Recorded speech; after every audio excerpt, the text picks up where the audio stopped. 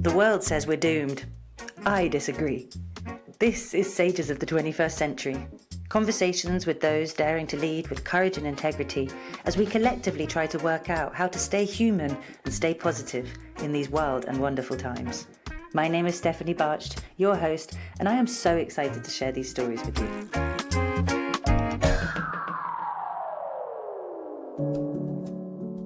I had the privilege of meeting Eugenio Moliní over a decade ago when I was working in a big corporation, seemingly pressing all the wrong buttons of certain people in my eagerness for change and improvement.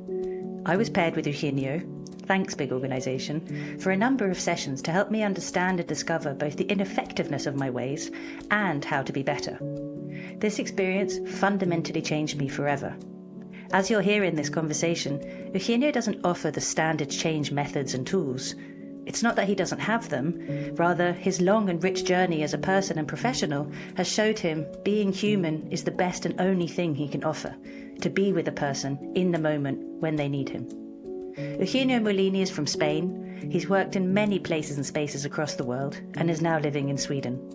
He is a leading Gestalt practitioner and maestro, although he will probably never say that about himself. Whether consciously or unconsciously, his work challenges the status quo of organisational change. He's been developing and facilitating change processes since 1989, so really has been around the block. Along that journey, he's tried multiple times to become mainstream, which he himself says didn't go so well. He just wasn't willing to sacrifice himself. Eugenio is wise, he's steady, he's deep, and he's very focused on the present. He believes that there is no known way forward, and that for change to happen, multiple players need to move together in a coherent manner. This conversation gave me so many gold nuggets in how to be of more value in my own practice. He reminds me not to focus on the future, but merely on the present. That I don't have to be the solution, and rather my effectiveness is defined by my ability to be with people in their pain and excitement. Eugenio rightly says at the end of this conversation that everyone is a sage, and that there is nothing new happening in our shared world. Two statements I couldn't agree more with, and many more you'll find inside this juicy conversation, which I'm so excited to share with you.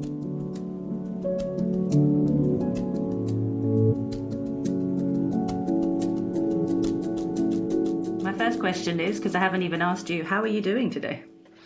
I am doing well. How are you arriving? Are you hot? Are you cold? No, I am, how can I say?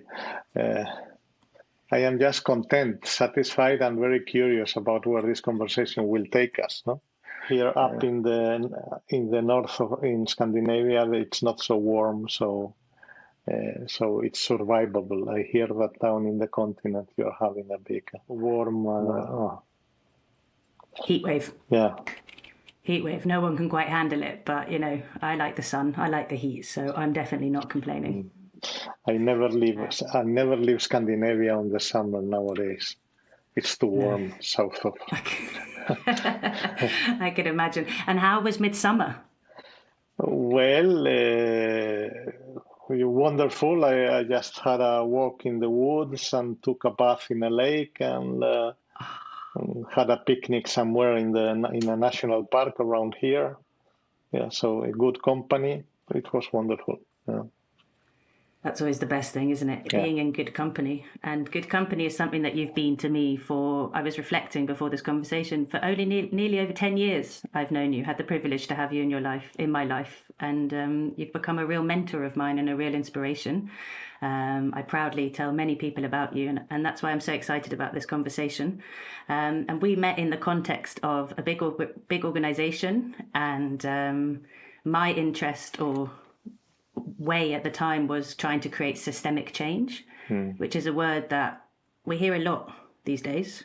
And you're, in my eyes, the master of systemic change. That's where I look to you often for inspiration on that.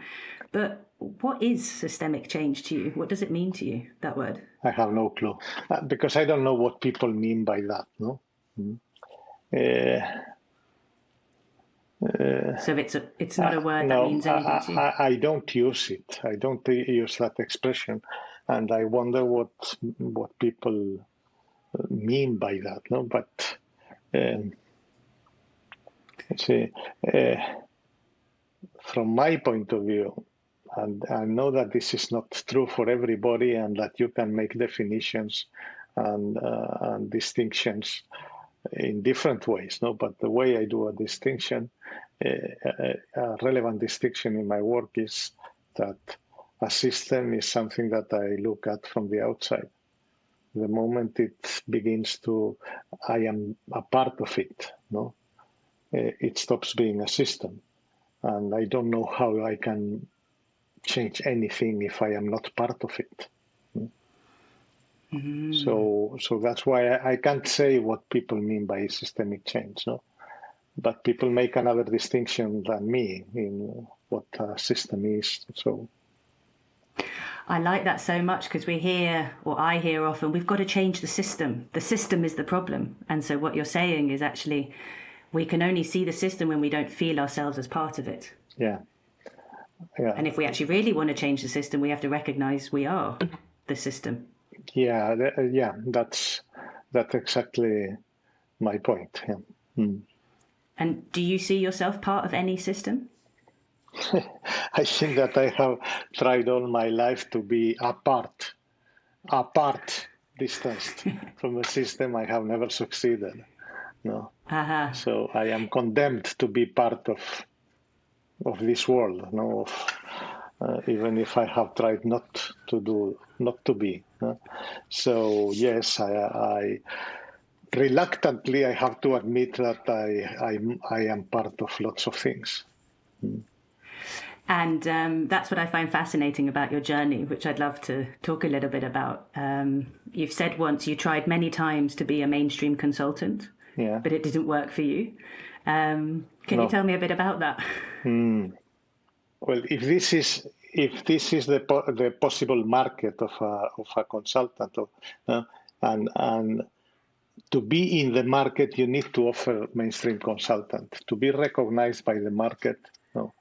You may be very, very different from what the market wants, but then you become a guru, and gurus don't make much difference. No, you need to get dirty, and in order to add value that is from a completely different place than what the market understands, no, I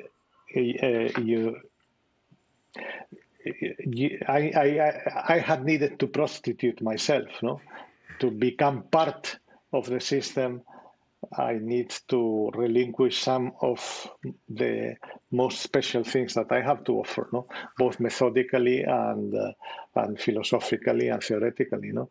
So every time I tried to make more business, I needed to relinquish some of my special, what I would say, my special way of doing things and being. And then I felt that I was losing my edge. I was prostituting myself just for some money, for some contracts and so on. No? So in the end, I decided that, well, I cannot work with a market that wants me to play by the rules. No? The rules being that I need to know, the most generic rules being that I need to know beforehand what the plan is, what the goals are, I need to present a proposal stating what are the key outcomes, the key goals, the key performance indicators. I need to know all that beforehand. When I have only had maybe a 1 hour conversation with a potential client, no, and I can't do that, no. And the thing is that, but then we can't evaluate your proposal, and they say, well, that's a problem, yes, no. Because how can I know where we will end in 1 year, 2 years, or 6 months when I have no more information than what we have learned? You have told me during this conversation, no, 1 hour. No, it's impossible, no. So I can't play by those rules. It's impossible, no. So in the end, in order to get work, I have needed to direct my marketing, if you can call it, no, towards the boundary spanners. By that I mean the people that have one foot inside the mainstream organizations and one foot outside. They are looking at what's out there that is different, that can make a difference, no? And they have been the people that have spoken for me, and they have taken most of the time a personal risk, no? See, when you and I met, you were not in a position where you could hire consultants or prescribe consultants, no? Right. But I suppose that when you work in a corporation, if you would be such a type of person, no? That a prescriber of my somewhat odd services, no? Well, I think that's why we're on common ground, because I don't think they're odd. I personally think this is exactly how we're going to make a more human-based way of working, which is exactly what I think we have in common, and also this conversation is about how to make it all a bit more human. So in those examples where you've managed to get in to the organization, how has it been for you to interact with such a traditional playground, coming in with your unconventional ways? Well, I have had all kinds of experiences, from those that have been very, very good, because the person that were prescribing my services and buying my services were the same people that were paying my fees, no? Mm-hmm. And that means that I had their support, and I could support them to do their thing, and they could support me to do their thing, because we could do different things, no? In those situations, it has been good. In other situations, it has been, continuous risk-taking, in the sense that I can't do more than what the organization can tolerate, no? And at the same time, I am hired by this person that prescribes me to move the organization outside of its comfort zone, no? So it's a continuous risk-taking there at the boundary of the new and the old, no? Mm-hmm. And sometimes it has gone well, and sometimes I had just been sacked, no? By the powers that be within the organization. And the thing is that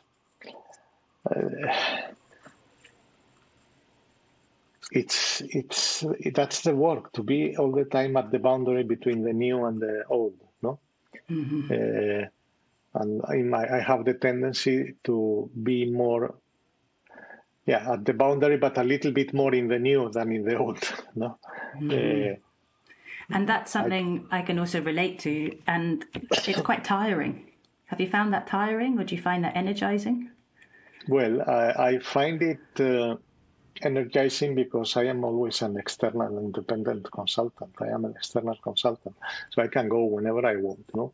And the moment I believe that it's beginning to be very risky for me to be there in the organization, I never back down. I just take a step further than I have in order to get rid of my tiredness, no? And then I just, my favorite intervention in those cases is to put the client in double bind. What's that? But it's a double bind. Double bind is the usual situation where you end up when whatever you do, you fail. Damned if you do, damned if you don't, no? But there is a special kind of double binds in it's whatever the choices are such that whatever you do, you succeed. So in those situations where I have to get free from a double bind, meaning that I am in a situation where I will fail whatever I do, no? Then I try to find where can I put the client in a double bind that whatever they do, they succeed. Wow. And then I am free. And in reality, those situations, initially, they are very uncomfortable for the clients or for the prescribers or for whatever. No? Like, for example, no?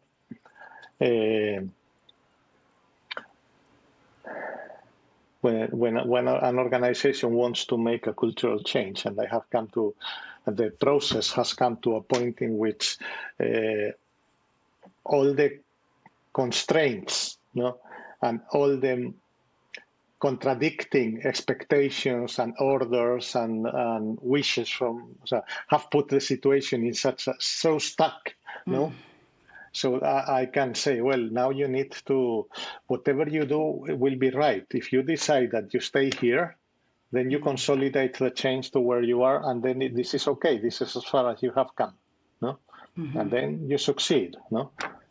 You maybe haven't come to where you wanted, but you have come a bit on the way, and then you accept and you create more peace or tranquility in the organization. Or you take a step further. And if you take a step further, then the frustration will be that the resistances will increase. Yeah. But whatever you do, you gain. If you stay where you are, and you accept that this is as far as you are going to come, then your frustration will come from that you haven't achieved what you wanted. And if you move a step further, the frustration will come from the people that don't want to go further. You choose where you put the frustration, but the frustration will always be there. And that is such a double bind, no? Whatever they do, they succeed. That's such a beautiful message, in this, what I experience every day, people in change every day, aspiring. I find that a very reassuring message that whatever you do, you will win. Either you accept or you keep going. It's a win-win almost in a way. Yeah, more or less. How often does that happen? Have you ever interacted with people where they say, okay, we're just going to accept that this is where we are? Yes, but they usually don't do it so explicitly. They cannot allow themselves to take responsibility for what they perceive as a failure. No, but it's not a failure. It's just as far as they were willing to go, and that is good. So they usually stop, but the frustration that they feel within themselves because the process hasn't gone all the way, they need to place it somewhere. And usually it's in me as a consultant. You were not good enough to bring me where I wanted. Or to bring my and it was 25, 30 years ago, I accepted that one of the reasons why I charge so much is so I can take the blame, even if it's not my fault. Wow. The cost of being human results in a higher invoice. Well, I try. At least I try. No, that's amazing. The cost for accepting that I need to take the blame, and sometimes I say it in the contracting phase with a client. I tell them, well, one of the reasons why you can why I charge this much is because you have me as a fall guy. No, you can blame me and use me like that. No. But then you need to pay me like this. And they say yes. Well, that helps them, no? Yeah. One of the discussions I have with them is this. Another one is, how can I help you to use this change process to further your career and your prestige and your reputation within the organization, no? So how can I be allied not only with this process that you are assigning me to, but also to the process of you furthering your career, so that I am loyal both to the assignment and to you personally, no? And we can have that conversation. No? At several points during the process, we can say, okay, let's have a conversation about what are the risks your reputational risks if we take this step or take this other one, and so on. And it's a way of gaining support, no?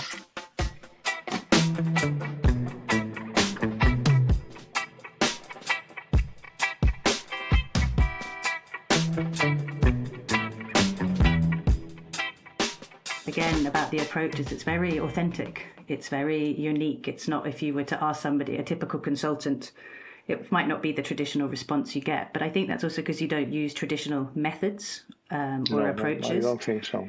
And one of the things that you taught me to begin with was about Gestalt. And it's something that absolutely changed my life. And I use every day in both my personal and professional life. And every day people ask me to explain it. But now I'm with the maestro. You've been doing this for 4 decades. I'd like to ask you how you describe Gestalt to people that are curious about it. Well, I think I can say that in 3 aspects of Gestalt, from my point of view, are: one is Gestalt is a philosophy that supports people to live at the fringe of the mystery of existence. You see, without ever attempting to explain the mystery. It's just we live at the boundary in between what we know and we don't know, what makes us safe and what is challenging and so on. And stay in that boundary without trying to understand everything. You know? So that is a philosophy. Then it is a personal practice to train ourselves to live at that boundary between where we are and what we know and the mystery of existence, what we don't know. And it's a professional practice is to support others, people, teams, organizations, to operate at that boundary. All the time accepting that there are many things that you will not understand, that you cannot control. Yeah, because it's quite an abstract thing, right, to exist at the boundary of existence. Well, some people call it chaos, no? You say some people say is we live at the boundary between what we know and we don't know. We live at the boundary of our comfort zone, and outside the comfort zone there be dragons, and no. It's different ways of saying it. I feel more comfortable thinking of it about as a mystery, thinking about it as a mystery, you know, something that we cannot fathom. I cannot say that it's chaotic, no? There may be some answers there to things that it's impossible to understand here, no? So I prefer to call it the mystery, but in reality, I think that it's more or less the same that people call us chaotic. Some people even call it complexity. Some people, yeah. Mm-hmm. And outside of the comfort zone, depends. Well, I think that's it. And if we take the macro view of the world, we say the world is changing. It always has, right? But there seems to be something happen, that there's this bigger shift, that perhaps we're more aware. More people are becoming more aware of the chaos that has always existed at that boundary. Which is why I think Gestalt is becoming more and more spoken about and being tried to be understood, both in a personal therapy sense, but also in a group and organizational sense. What are some kind of tools if one was to start using Gestalt tomorrow? If I said, Eugenio, I'm new and I've heard about Gestalt. How do I get started with this? It's theory of mystery. Like how can I make this practical? I can't answer that question because it's 2 ways you can work. You can go on and try to change a way inwards to understand yourself and meet the mystery within yourself, and to see, well, this is what I am, and there are many things about myself that I will not understand, and this is what I am, and this is what I have to work with, no? Or you can try to change the world. And at some point you will meet this mystery or these chaotic things, and then you will see that you need to look at yourself. So it doesn't matter where you start. Try to change the world or try to change yourself. If you really mean business, at some point you will meet the mystery both within or without. And then you will need to find tools to operate there. tools that respect, how would I say, respect our common humanity and your own humanity, both in its glory and its mystery, and in its our certainties, and so on. No, and this may sound very, very abstract for people that want tools and methods and so on. But tools and methods, it depends where you work. If you work with Gestalt, with large systems, then you will use certain tools and not others. No? If you work with teams, you will work certain tools and not others. And if you work with individuals in psychotherapy, then you will use some tools and not others. No. So what can I say? Depends on what you want to work with. So you could say Gestalt is more a way of approaching. It's not a set of tools, no? And whatever tools you can use them, whatever tools you use, you can use them in a way that is congruent with the Gestalt way of looking at the world, no? More, I would say, more Gestalt way of being. And you see, Gestalt is nothing new. It's been described by so many people from so many traditions, no? In different ways, no? You can say some. You can find some similarities if you go and study Zen Buddhism, but you can also find similarities and concordances, or how to say, synergies, similarities with phenomenology. Ooh, what's that? Yeah, well, you look at reality as it is, and you from phenomenology comes the principle that you cannot change what you don't accept. No, wow. And that even the act of accepting something changes the thing you want to change. You accept.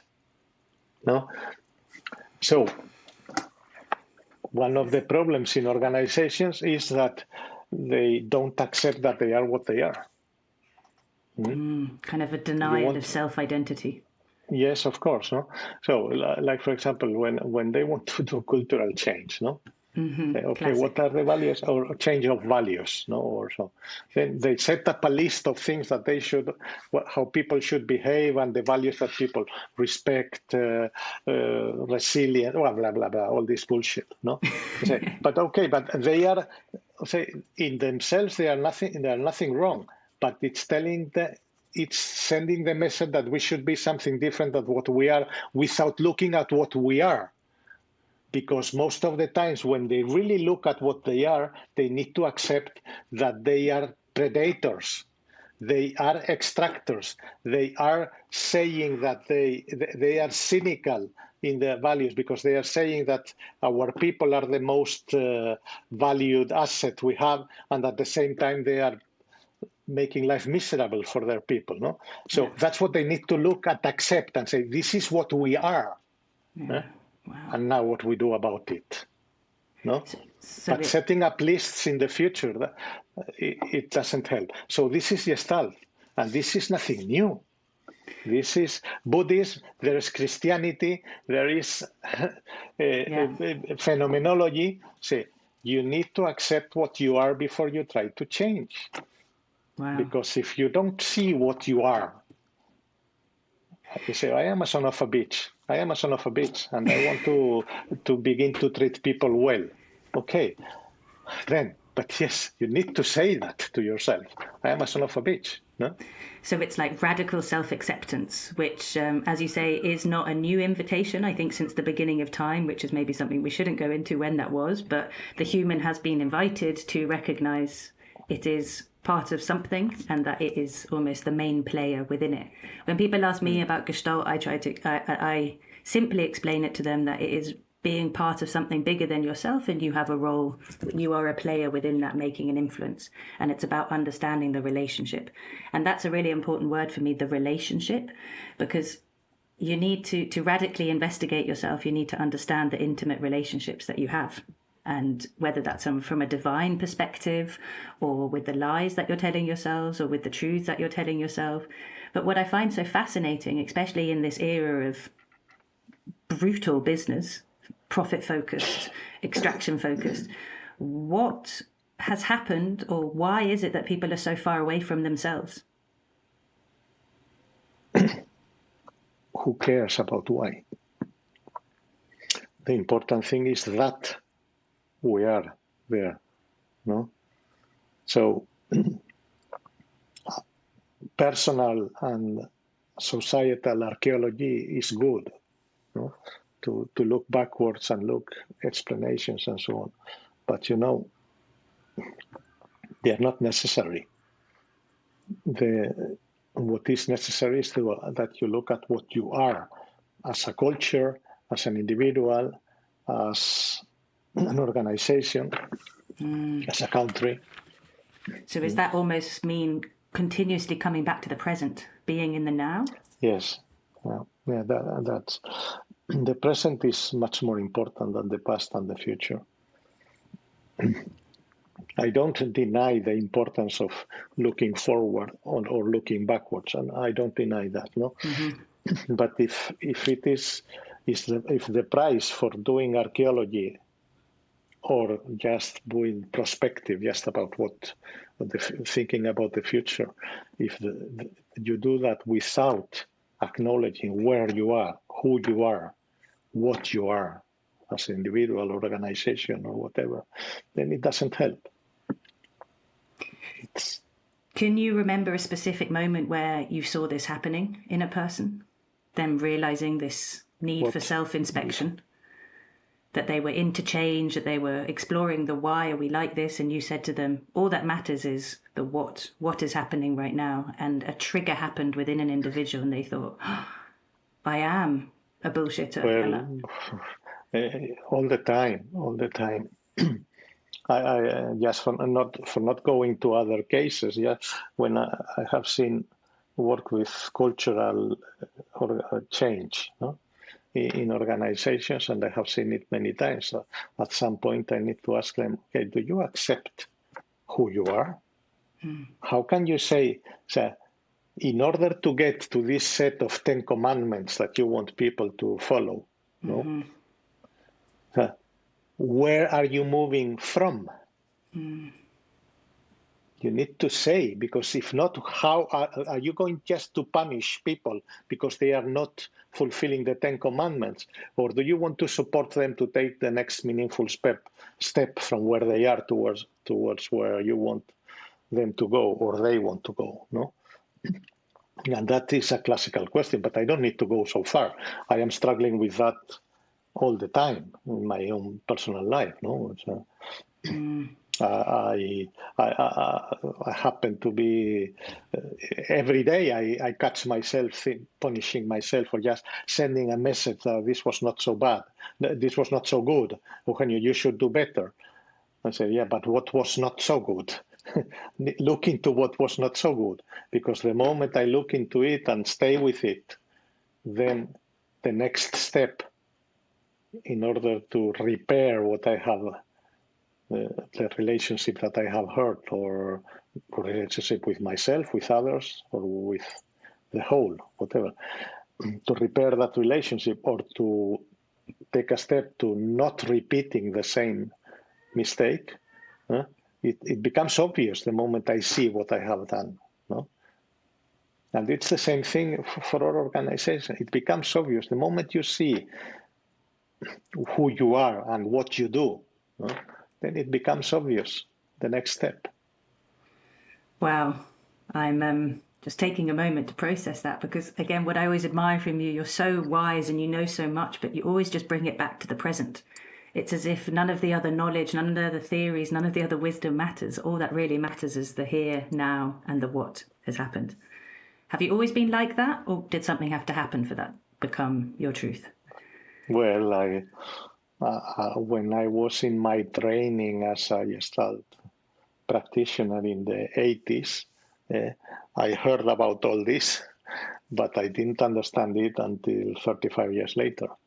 Mm-hmm. So and in order to get to understand it, I needed life, or I needed to go through a very deep personal and professional crisis, where everything that I had been doing, I needed to question everything, Wow. Because I have always tried, even if my mouth was full of present, my life was full of future and past. Doing archaeology, why am I as I am, and my history and my or thinking about what do I want to do next, how do I take the step towards the future, and what is the future, the business I want to create, or where do I want to take this client, and so on. But my mouth was full of present, but not my heart and my being and my doing was not there, was somewhere else. And this happened 2012. This and it acceptance. was then. No, the acceptance, no. The destruction of all the big construction I had made of my life and of my personal and professional practice, and when it just fell, and I had to look at the ruins and see what is but the acceptance, I am still struggling with that, of course. Wow. Acceptance is nothing, at least in my case, is nothing that happens at one moment and then it comes, no? But no, for sure. The insight of what real acceptance may be, it came rather hastily. So it's what I'm hearing you say is life has taught you this, and unfortunately deep pain has been the biggest accelerator towards this. Yeah.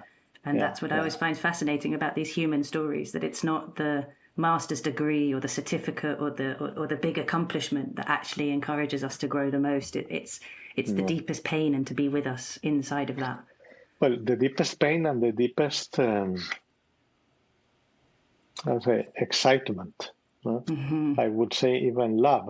It's everything goes between pain and love, and more professional, you can say everything moves between frustration and excitement.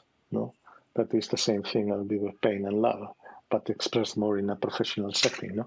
Where's my excitement and where's my frustration, and how am I dealing with it? And from those three questions comes the insight of what my next meaningful step is.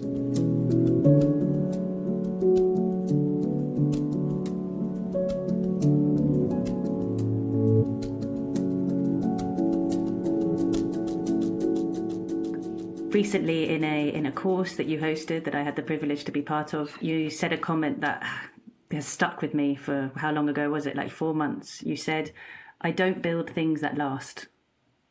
No, I have given up that ambition. No. And I'd like to know more about that, because when you said it, I felt no resentment. It wasn't said out of bitterness. It was said with such authentic truth and integrity.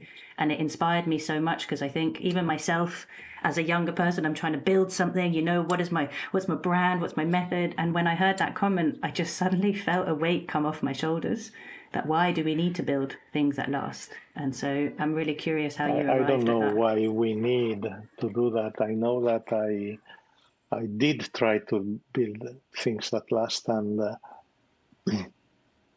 then I went into a very deep crisis, to the one we were speaking about before, that taught me that everything is ephemeral. But not only that, also that when I am building something that lasts, I am also building my straitjacket. What does that mean? A straitjacket, for example. One of the projects that I left at some point in my career was doing a training institute for people that want to work with large systems. And I had spoken with 10, 15 professionals that would want to be teachers in this institute. And at some point, I began to see that I was not sleeping. You know? And I had to meditate a lot on what is it that I'm not sleeping about? Where is my excitement and where's my frustration? Because I had a lot of excitement for this. I want to share my passion and my excitement, and not only my way of working, but also the way of working of other people that I admire, in order to support people to work with large systems, large organizations. Yeah, my excitement was there, but I hadn't looked into the frustration, and the frustration was telling me, by not sleeping, not allowing me to sleep, you need to look into me, and then I said, okay, I listened. And what it was telling me, you are going to become a training administrator, not a professional of what you want to teach. And I said, yes, it's right. If I want to build something that lasts, at least during some years initially, I need to take care of all the administration and the leadership of this. And I don't want to be a leader, because that is a burden that I don't want to have. I want to teach this, but I don't want to be. And then I said, until this becomes profitable, I will not have money to invest in hiring people that do the administration and take the formal managing of the institute. And then I said, I stopped working for this, because my excitement for the idea is going to die if I go into the role of the administrator. So this is a way of explaining it, that if I build something to last, eventually it becomes a straitjacket for me. And there's a perfect example of that radical self-investigation that you spoke about earlier. You know, you're really walking the talk with that. And I'm sure at reasonable personal cost to yourself. I mean, it takes a lot of insight, takes a lot of acceptance to kind of get to that radical acceptance point. And would you say you're still happy with that decision that you took? Yes, yeah. You don't regret it? Completely. No, not at all. The same as so many times that people have told me that I should do a certification system. No. No, can't be bothered. No. Then I need to control what people do, what I have created. No, I prefer to give it away, and people do whatever they want with it. I don't care. You don't need even to say my name. Wow. I don't care. And so, because you've been doing this over 4 decades, again, I find you've made massive impact in many large organizations. You don't like, I sense, going too much into the why, but when you observe what is happening within the world of organizations now, what is it that you see and that you think that they really need? The same as always, nothing new. Is that radical self-investigation? No. Maybe I didn't understand your question. Can you repeat it? When you observe organizations today, your old clients or people that you're still in touch with, or just when reading the news and you see the shit show that's happening in the business world, what is your thought on that? I think that nothing new is happening. It's always the same thing. That it's only the players that change the names and the faces in the news, or the faces in the different roles within an organization. But it's the same story. The tension between, on the one side, excitement, and the other side, frustration. But on the one side, our longing after love and being loved and loving, and our longing after not being punished, not being in pain. And it's the same thing. It's always the same thing. So it's always the same thing. It may seem new, but there's nothing new. The conflict between Israel and Palestine, it's not between Israel and Palestine. It's been there all the time, but not maybe not in the same place in the world, but it's the same conflict. It's the same thing everywhere, all the time, different scales. When you say that, I just imagine like this big human playground with everybody yes. playing around since the beginning of time, trying to work out how to be loved or share love and how to deal with their own challenges and pain. Exactly. So I don't see that there's nothing new. And some people say that something some people say that something new is happening because the forces of evil and oppression and so are winning. And others say, no, don't you see everything new that is growing and emerging here and there? And so, yes, I see both, no? But it's the same thing as always, no? Sometimes it goes in one direction, sometimes another. This is life. This is humanity at work. So, and each one of us needs to ask ourselves, what do we do here, no? How do I take care of myself regarding both love and pain? How do I take care of others regarding both love and pain? How can I take care of the whole regarding both pain and love? And the whole can be an organization, my neighborhood, humanity, or my team, whatever. No? So how can I take care of myself? How do I take care of others? And how do I take care of the whole, whatever the whole is in each given situation? And this is exactly the same message as Jesus Christ. Amen. Love yourself, love your neighbor, love God. And is it that order, do you think? Do I have to start with myself, or can I start with the world? It's a triangle. It doesn't matter it doesn't matter where you begin, no? As I said, you begin towards yourself and then you find others there, because if you don't find others, you become only a narcissistic self-exploring guy. If you only take care of others without taking care of yourself, without eventually finding that you need to take care of yourself, then you become sacrificial. And if you only take care of the whole and of God, I don't know. But I don't know how you can take care of the whole to taking care or loving God if you don't take care of other people, and if you don't love other people. I don't know the way. I don't know that. When you say that, it makes me think of a dance. It's almost like a continued dance in this triangle, you know. I'm dancing with myself, with the others, with the greater, the God, the divine, and that seems to be the journey of life, you know, the human life rather, and that. Or with my team. With my team, no, also, exactly. Because in a given situation, we don't need to go to the divine or to God. Or so it's the whole is my team, no, and what they are doing, and that's what I need to take care, no. And it's a good thing to practice when you're in a meeting.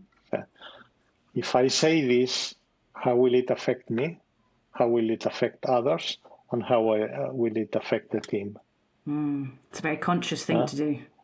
Yeah, and then you choose if you say it or not. Wow. I might practice that one in my meeting, my hosting next week, you know. I find the challenge often is to create the space to have those questions, because in the ruthless business environment, it's go, go, go, go, go.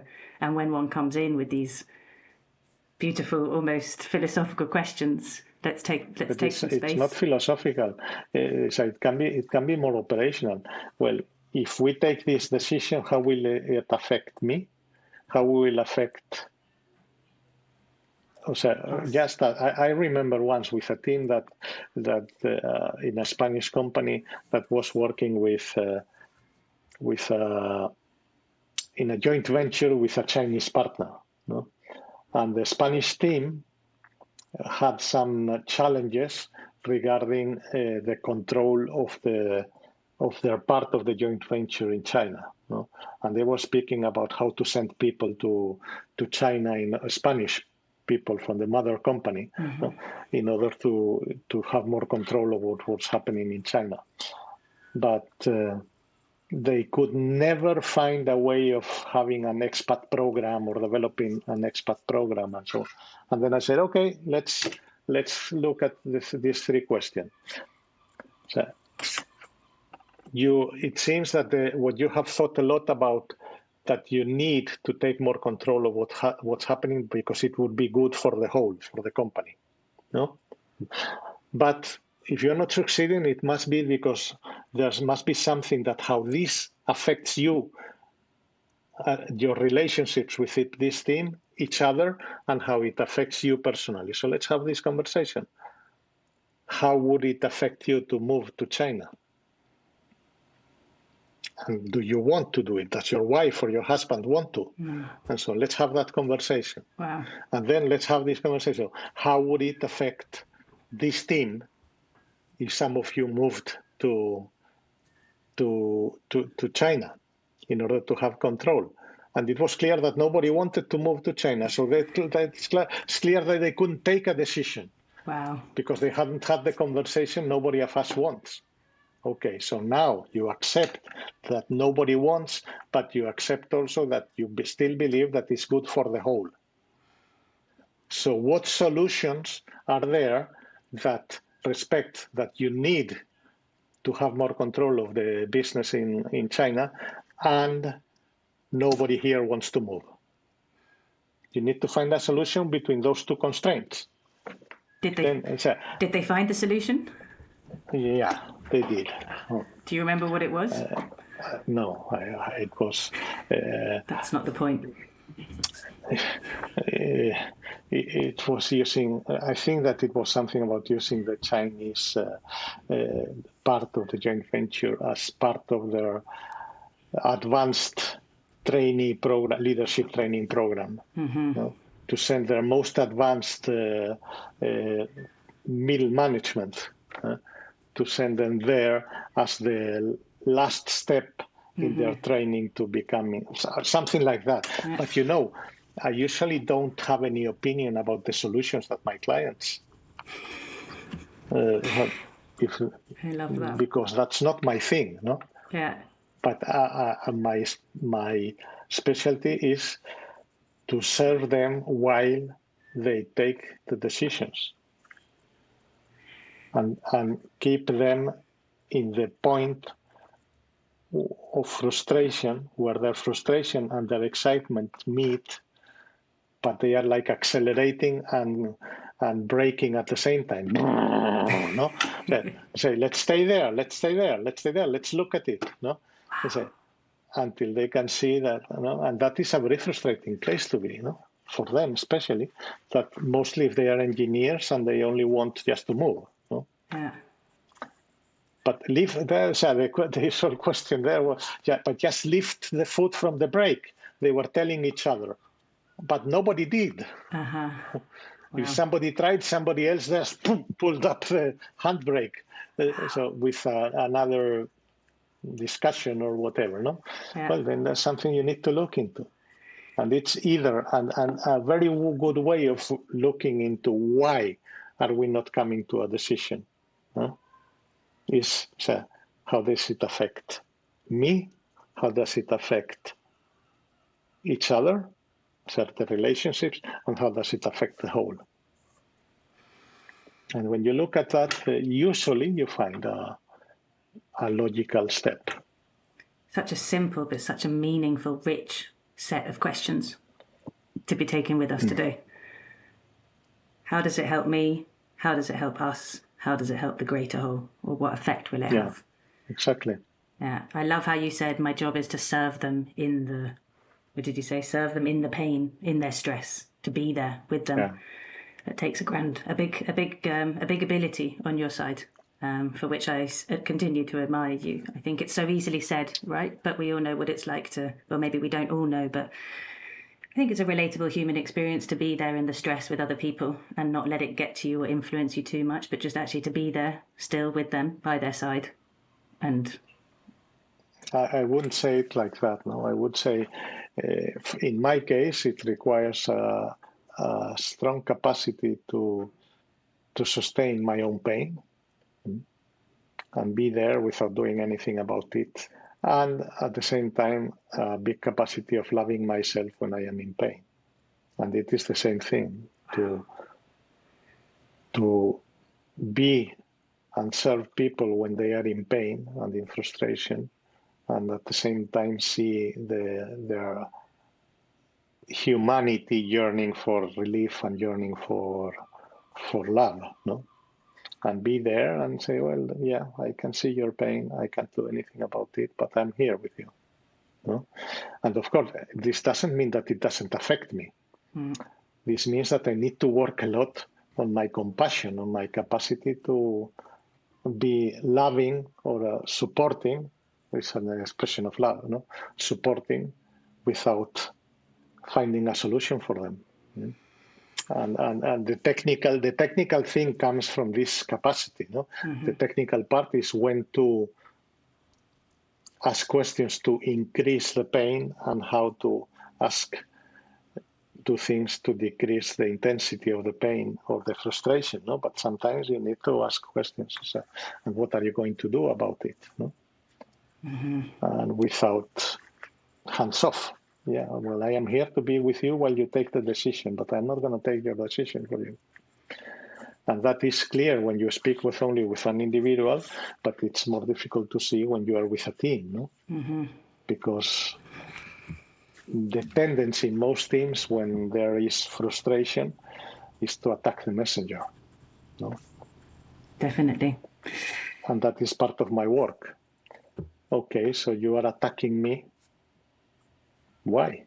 Why would you attack me when the responsibility is yours and the frustration is yours? No?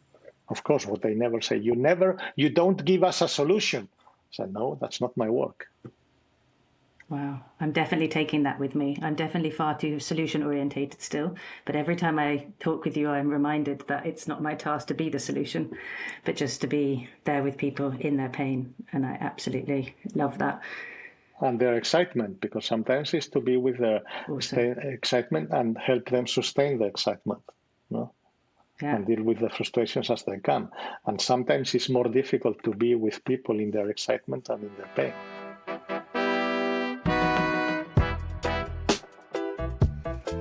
Eugenio, one question I'm asking all the sages. You can answer how you wish, because I know it's maybe not, well, I'll ask just the question. What do you think the world of business needs more of right now? Stop. Stop. Stop. Just stop everything. Stop. Everything is a lie. Everything you are doing it's not a lie because it's not a lie because it's truth, but it's based in a very, very, very sick premises. It's addiction to growth. No, we don't need to grow so much. No company needs to grow so much. There's room for everybody. You don't need to be a pirate. You don't need to compete. You don't need. It's just a belief. Just by all these sets of beliefs that are directing the actions of business and of private sector and so on, is stop. You don't need to do that. Well, I mean, I think that's a very good message. I'm on a journey myself to find out how to stop and more to focus on how to just be there by people's side in the journey, perhaps of realizing it's time to stop, because that's also a pain or excitement, isn't it?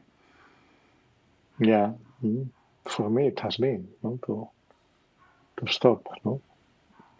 Nowadays, I never try to sell my services or do anything. I have done all the changes in my life, in my economy, so that I don't need to invoice and I don't need to earn a lot of money. My costs are very, very, very small, very few, and live with a lot of austerity, mostly to keep my freedom. And so it was my way of stopping.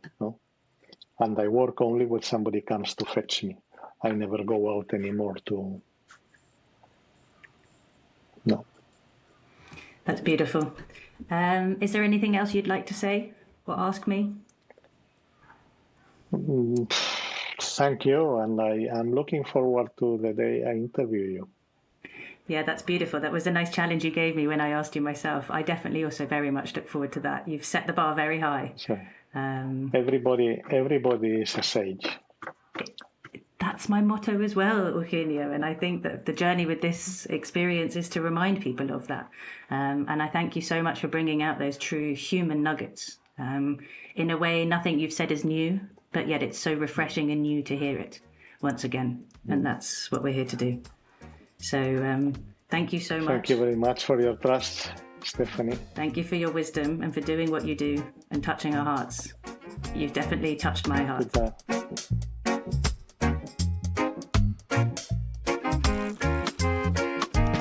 You've been listening to Sages of the 21st Century.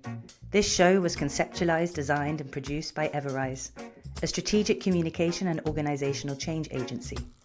We help businesses bridge the gap between vision and execution by building clear structures and compelling narratives that connect people to purpose. A huge thank you goes out to the creative team who brought this vision to life. Production by Alexandra Nomont, sound editing by Robbie Redway, and artwork by Koen Hogewoning.